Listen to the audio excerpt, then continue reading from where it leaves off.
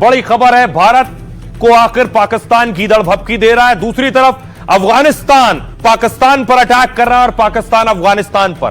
कायर पाक की गीदड़ भभकी, इधर पाकिस्तान ने अफगानिस्तान पर अटैक कर दिया है।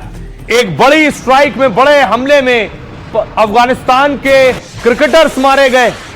बताया गया कि अफगानिस्तान के जो क्रिकेट गेस्ट हाउस था उस पर अटैक किया है पाकिस्तान ने और मिसाइल क्रिकेट गेस्ट हाउस पर गिरी है। 8 क्रिकेटर अफगानिस्तान के मार दिए गए।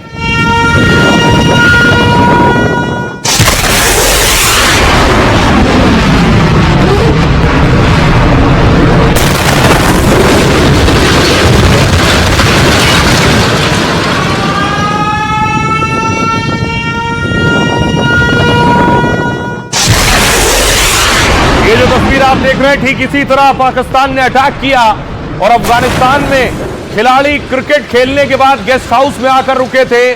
गेस्ट हाउस पूरी तरह से तबाह हो गया। जो खिलाड़ी अंदर थे वो मारे गए हैं। अफगानिस्तान में बहुत गुस्सा है। देखिए मुनीर हिंदुस्तान को क्या धमकी दे रहे हैं और क्यों।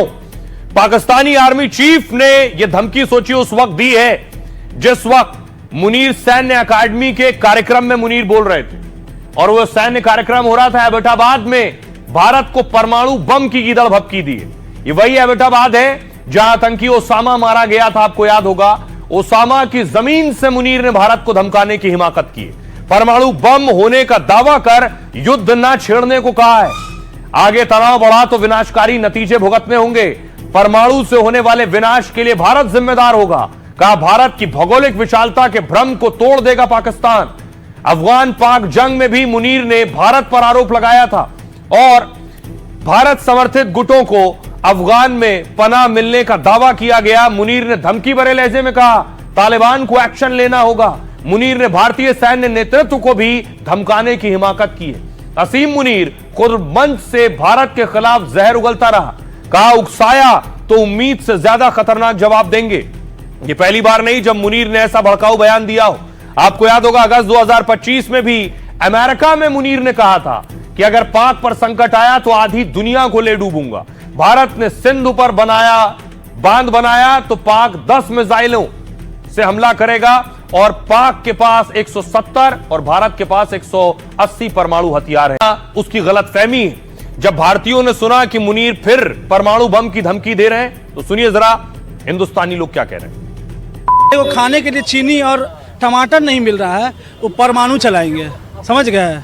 परमाणु का पैसा कहाँ से आएगा वो नहीं पता है। चलाने से पहले उसमें तेल कहाँ से आएगा उसको भी उसको चंदा लेना पड़ेगा। कहाँ से? चाइना से, अमेरिका से, तब जाके बेचारा परमाणु चलाएगा। क्या इंडिया जितना दिन चलाएगा उतना दिन में इंडिया आर्मी घुस के मार देगा सब। क्या औकात है बोले के? वो तो खाली मुंह है, बुक बका देना है, कुछ बोल देता है, वह सब लड़ेगा। भेज दीजिए बिहार, लड़ लेंगे हम लोग। पूरा एकदम बटालियन खड़ा है। उस दिन भारत पूरी तरीके से युद्ध में आएगा तो मुनीर तो क्या पाकिस्तान का दुनिया के नक्शे से नाम खत्म हो जाएगा। डरा रहे हैं, उन्हें लग रहा है भारत डर जाएगा। भारत इस टाइम इतना मजबूत है कि अगर इसने कोई एक्शन ले लिया तो पाकिस्तान ही डर जाएगा। मैं अटल बिहारी वाजपेयी जी का समय याद आ रहा है। उन्होंने कहा था कि अगर वो ईंट के जवाब पत्थर से देंगे, हमला के लिए बोल रहे हो तो हम लोग उनसे डरने वाले बिल्कुल नहीं है। और वो लोग तो अभी पहले खाना वाना पर थोड़ा ध्यान दें। मिशन सिंदूर में इनको घर में घुस के निस्ते नाबूद कर दिया था, तो पहले ये अपनी ही व्यवस्था देख लें, अपने लोगों का रोटी पानी का प्रबंध कर लें और भारत की तरफ फिर आंख उठा के ना देखें, नहीं तो आगे फिर इनके लिए बड़ी एक लड़ाई का सामना होगा। पाव भर का परमाणु बम बहुत पहले से वो लोग का रिटोरिक्स है कि पाव भर का परमाणु बम छोटा छोटा रखे हैं, मारेंगे। मान लीजिए कि ऐसा करता भी है तो एक पाव परमाणु बम में फिर पाकिस्तान दिखेगा नहीं अगले दिन। पूरा देश और दुनिया जानता है जिसके पास खाने के लिए खाना नहीं है, खेलने के लिए स्टेडियम नहीं है, परमाणु बम गोला ये सब फालतू का चीज़ है। ऐसा कुछ नहीं होगा और होगा भी तो इतिहास के पन्ना उठाकर देख लीजिएगा, वही इतिहास दोहराएगा। इतने बारी पाकिस्तान भारत से पिटता रहा है, 71 में, 99 में, 2025 में, और हर बार गीदड़ धमकी देता है। तो यासीन मुनीर और पाकिस्तान के रहनुमाओं से कहना चाहते हैं कि तुम अपना अस्तित्व बचाने में समर्थ नहीं रखते तो यहाँ भारत से लड़ने की बात क्या की जाए। अब आइए आपको बताऊं कैसे यह हमला किया पाकिस्तान ने। जब पाक अफगान के बीच सीजफायर आगे बढ़ रहा था तभी पाकिस्तान ने कायरता दिखाते हुए हमला किया है। अफगानिस्तान के पक्तिका प्रांत में पाकिस्तान ने एयर स्ट्राइक की। पाक ने अफगान के उर्गुन और बरमल जिलों में यह धमाके किए हैं। यह इलाका पाक अफगान की जो बॉर्डर है, डूरंड लाइन, वहां पर है। हमले में 14 अफगानी नागरिक मारे गए, 16 घायल बताए जा रहे हैं। पाक के हमले में अफगानिस्तान के 8 क्रिकेटर्स की मौत हुई है। अफगान के ये खिलाड़ी क्लब लेवल पर क्रिकेट खेलते थे। एसीबी ने सोशल मीडिया पर इसे दुख भरा बयान बताया है, दुख भरा बयान जारी किया। अफगान के शराना में फ्रेंडली मैच खेलकर ये दरअसल खिलाड़ी लौटे।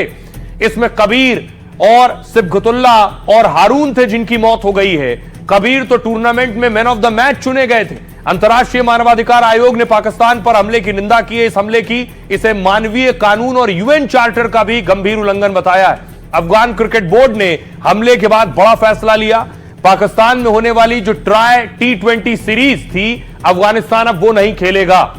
मारे गए क्रिकेटर्स के सम्मान में नवंबर की सीरीज से अफगानिस्तान हट गया है। तीनों देशों की सीरीज में पाकिस्तान, श्रीलंका और अफगान खेलने वाले थे।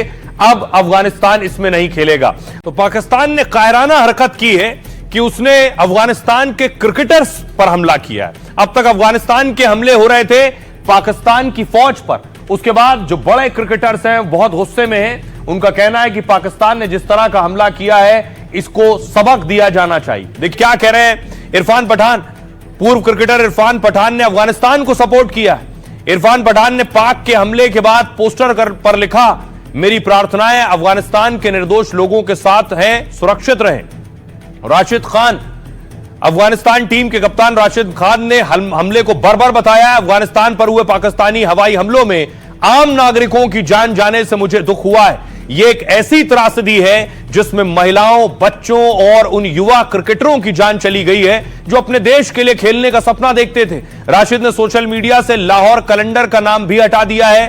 पाकिस्तान की इस क्रिकेट लीग के लिए राशिद खान खेलते हैं। अफगानी खिलाड़ी गुलबदीन ने हमले को कायरता बताया है। कहा, हमारे निर्दोष नागरिक और साथी क्रिकेटर शहीद हो गए हैं। पाक सेना ने हमारे लोगों, शान और स्वतंत्रता पर हमला किया है, लेकिन यह अफगानिस्तान के जज्बे को कभी नहीं तोड़ पाएगा। फजल हक फारूकी ने हमले की तुलना नरसंहार से की है। कहा, हमारे लोगों और खिलाड़ियों की शहादत हुई, अत्याचारियों का किया हुआ ये एक अक्षम्य अपराध है। ये शहादत सम्मान नहीं, बेशर्मी का अंत है, हद हो गई। आइए अब आपको सुनवाऊं, सुनिए जरा। डोनाल्ड ट्रंप इस बीच ये कह रहे हैं कि अफगानिस्तान और पाकिस्तान के बीच की जंग वो रुकवा सकते हैं। मैं समझता हूं कि पाकिस्तान और अफगानिस्तान के बीच हमले हो रहे हैं। अगर मैं इन्हें रोकना चाहूं तो ये मेरे लिए बहुत आसान है। वैसे तो मैं अमेरिका का नेतृत्व करता हूं, लेकिन युद्ध रुकवाना मुझे बहुत पसंद है। मैं लोगों के हत्याकांड को रोकना चाहता हूं। मैंने लाखों लोगों की जान बचाई है। मुझे लगता है हम इस संघर्ष को भी रोकने में कामयाब होंगे। कौन अफगानिस्तान के लोग हैं जिन पर यह बर्बर चेहरा पाकिस्तान दिखा रहा है अपना? जंग के बीच पाक में अफगानिस्तान के लोगों को मुनीर की फौज टारगेट कर रही है। पाकिस्तान अपने यहां से अफगानी शरणार्थियों को खदेड़ रहा है। पाक के रक्षा मंत्री ख्वाजा आसिफ ने सख्त लहजे में कहा है, सभी अफगानियों को पाकिस्तान छोड़कर अपने देश जाना होगा। अफगान के साथ पुराने रिश्तों का दौर खत्म हो गया है। साथ ही कहा, अफगान भारत का अच्छा रिश्ता हमारा नहीं है। यानी खुद पाकिस्तान का मंत्री कह रहा है कि भारत और अफगानिस्तान का अच्छा रिश्ता है, हमारा अब अफगानिस्तान के साथ रिश्ता अच्छा नहीं है। इसके बाद भी हमारी जमीन पर करोड़ों लोगों ने पनाह ले रखी है। भारत के साथ अच्छे रिश्ते हैं तो अफगानी आखिर भारत क्यों नहीं चले जाते? ख्वाजा आसिफ बोले, पाक क्यों बोझ उठाए, अब भारत इन्हें पाले। इस बयान के बीच अफगानों पर पाक में एक्शन शुरू हुआ। कराची में पाकिस्तानी सुरक्षा बल अफगानी कॉलोनी में घुसे। 40 साल से कराची के इस इलाके में अफगानी शरणार्थी रह रहे थे। बुलडोजर से उनके घरों को तोड़ दिया गया और भगा दिया गया। पाकिस्तानी सुरक्षा बलों ने वहां आंसू गैस के गोले दागे। एक्शन से हजारों अफगानी बेघर होकर भागने को मजबूर हैं। संयुक्त राष्ट्र के मुताबिक 2023 तक पाकिस्तान में 37 लाख अफगानी रह रहे थे, जबकि पाक का मानना है कि यह संख्या 4.5 लाख से ज्यादा है। अब तरफ पाकिस्तान हिंदुस्तान का नाम ले रहा है कि भारत चले जाओ अफगानिस्तान में रहने वाले लोग। लेकिन देखिए स्थिति क्या है, क्यों ले रहा है नाम? क्योंकि अफगानिस्तान के विदेश मंत्री पिछले दिनों भारत में थे, लगभग 5-6 दिन भारत में रहे और इसलिए वो भारत का नाम ले रहा है। लेकिन पाकिस्तान ये भूल गया, अगली तस्वीर में आपको दिखाऊं, ये भूल गया कि भारत ने जब ब्रह्मोस दागी थी तो कैसे मुरीदकी और बावलपुर खत्म और तबाह हो गए थे। अब पाकिस्तान को याद रखना चाहिए कि ब्रह्मोस और ज्यादा संख्या में तैयार हो रही हैं। आइए अब मैं आपको लिए चलता हूं ब्रह्मोस की उस यूनिट में, जिस यूनिट में ब्रह्मोस तैयार की जा रही है। वहां आज रक्षा मंत्री राजनाथ सिंह पहुंचे थे, यूपी के लखनऊ में। यह तस्वीर आप देख रहे हैं, रक्षा मंत्री राजनाथ सिंह पहुंचे, योगी आदित्यनाथ उन्हें रिसीव करने के लिए पहुंचे थे और वो यूनिट पर लेकर गए। उसके बाद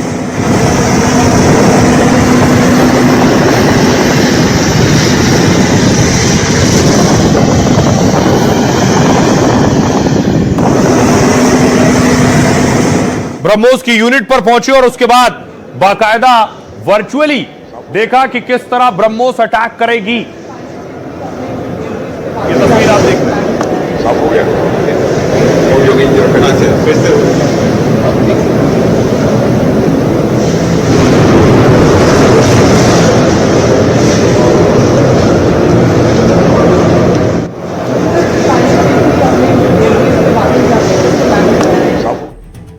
अब देखिए, लखनऊ में भारत की पहली फुल स्केल असेंबली यूनिट बन गई है, जहां घातक ब्रह्मोस मिसाइल की असेंबलिंग की जाती है। इसमें सालाना 80 से 100 मिसाइल के उत्पादन की क्षमता है, जिसे आगे बढ़ाकर 150 मिसाइलें सालाना करने का प्लान है, जिससे भारत की जरूरत पूरी करने के साथ निर्यात भी होगा। ब्रह्मोस भारत की एक स्वदेशी और घातक मिसाइल है। ब्रह्मोस मिसाइल की रेंज 190 से 400 किलोमीटर के बीच है। भविष्य में इसकी रेंज 500 किलोमीटर से ज्यादा करने की तैयारी, यानी पाकिस्तान के ज्यादातर ठिकाने भारत के रडार पर होंगे। रक्षा मंत्री राजनाथ सिंह ने खुद कहा, ब्रह्मोस के निशाने पर पाक की एक एक इंच जमीन है। रक्षा मंत्री ने कहा, ब्रह्मोस के निशाने पर पाकिस्तान का हर टारगेट है। भारतीय सेना, नौसेना और वायुसेना तीनों के पास ब्रह्मोस है। ऑपरेशन सिंदूर में ब्रह्मोस मिसाइल ने निर्णायक भूमिका निभाई थी। दावा यह है कि भारत ने सुखोई 30 MKI विमान से ब्रह्मोस दागी थी, जिसने पाक में 300 किलोमीटर घुसकर आतंकी अड्डों को तबाह किया था। सटीक हमले और रेंज के चलते ब्रह्मोस की दुनिया में डिमांड बढ़ गई है। सोचिए, भारत ने फिलीपींस से 3000 करोड़ से ज्यादा की ब्रह्मोस की डील की है। ब्रह्मोस मिसाइलों की पहली खेप भारत फिलीपींस को सौंप चुका है। वियतनाम भी भारत से ब्रह्मोस मिसाइल खरीदना चाहता है। भारत ब्रह्मोस, आकाश, तेजस, ड्रोन जैसे हथियार निर्यात कर रहा है इस वक्त। ये हथियार, ये है भारत की ताकत। अब देखिए, इतना ही नहीं, भारत ने एक और टेस्ट किया है, नाग मिसाइल का टेस्ट किया है। भारत आत्मनिर्भर बनने की कोशिश कर रहा है, खासतौर से डिफेंस सेक्टर में। ये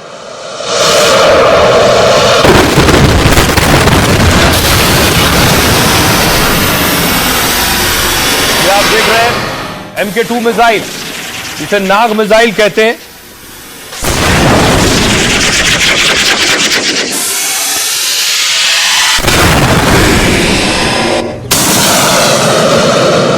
इसकी खासियत यह है कि एंटी टैंक गाइडेड मिसाइल है, दुश्मन के टैंक और दुश्मन के ठिकाने को तबाह कर सकती है।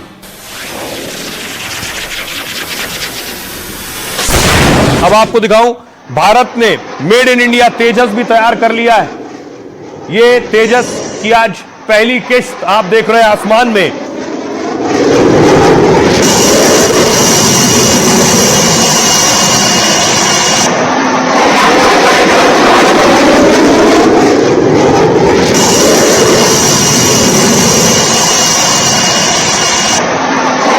सबको ब्रह्मोस की ताकत के बारे में अच्छी तरह पता है। देश को यह विश्वास है कि हमारे जो विरोधी हैं, एडवर्सरीज हैं, अब ब्रह्मोस से बच नहीं पाएंगे। यह देश को पूरा भरोसा है। पाकिस्तान की जहां तक बात है, तो अब उसकी एक एक इंच जमीन हमारी ब्रह्मोस की पहुंच में है। ब्रह्मोस जैसी मिसाइल का जो यह केंद्र विकसित हुआ है लखनऊ, यह न केवल देश की रक्षा आवश्यकताओं की पूर्ति करने का और लखनऊ की खुशहाली को पूरे देश के अंदर वितरित करने का एक माध्यम बना है। और लखनऊ में बनी हुई मिसाइल पूरे देशवासियों के प्रति एक आश्वस्ति है, उनकी सुरक्षा की, उनकी समृद्धि को संरक्षित करने की और उनकी खुशहाली की। पाकिस्तान अब बम गिराना बंद करे, वरना अफगानिस्तान बमबारी करता रहेगा। शुरुआत पाकिस्तान ने की थी, TTP के चीफ को मारने के लिए पहली मिसाइल पाकिस्तान ने अफगानिस्तान में दागी थी। पाकिस्तान और अफगानिस्तान बातचीत से हल निकाल रहे हैं। कतर की राजधानी दोहा में दोनों देशों का प्रतिनिधिमंडल पहुंचा। पाक के दल में रक्षा मंत्री ख्वाजा आसिफ और आईएसआई चीफ आसिम मलिक हैं। अफगानिस्तान की ओर से रक्षा मंत्री मुल्ला मोहम्मद याकूब पहुंचे हैं। अफगान के खुफिया प्रमुख अब्दुल हक वासिक भी मौजूद हैं। अफगान और पाक के बीच 48 घंटे का सीजफायर हुआ। वो दोहा में होने वाली मीटिंग को सोच कर रखा गया, जिससे मीटिंग होने तक दोनों देशों में शांति की स्थिति बनी रहे, लेकिन पाकिस्तान ने पहले ही सीजफायर तोड़ एयर स्ट्राइक कर दिया। आज की बैठक में सैन्य ऑपरेशन को रोकने की बात होगी, लेकिन अगर दोनों देशों में सीजफायर पर सहमति नहीं बनी तो आने वाले दिनों में स्थिति और बिगड़ सकती है। कतर के पाकिस्तान और तालिबान से अच्छे रिश्ते हैं, इसलिए वो चाहता है कि बातचीत से मुद्दे को हल किया जाए।